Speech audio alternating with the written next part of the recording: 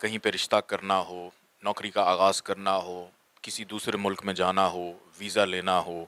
کسی سے بات کرنی ہو یا بہتر وقت کا انتخاب کرنا ہو، تو اس وقت کے اندر سب سے بہترین عمل یہ ہوتا ہے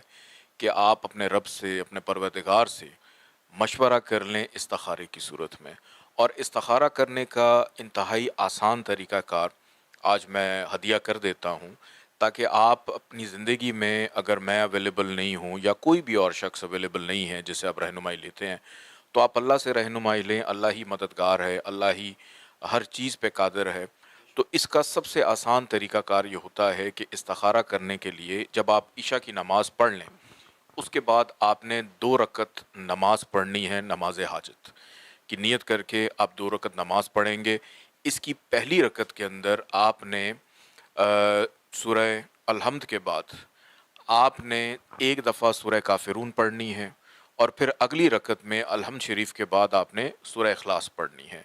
جب آپ کی 2 رکعت نماز یہ مکمل ہو جائے، اس کے بعد آپ نے 3 دفعہ درود پاک پڑھنا ہے۔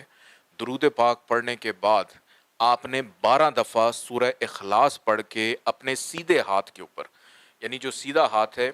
اس کے اوپر آپ نے پھونک دینا ہے۔ آپ کو جواب ایک دن میں مل جائے تو پھر آپ اس کو کنٹینیو مت کیجیے گا، اس کو آپ وہیں پہ چھوڑ دیجیے گا۔ اور اگر جب آپ نماز کے بعد جب آپ استخارے کی نیت سے سوتے ہیں،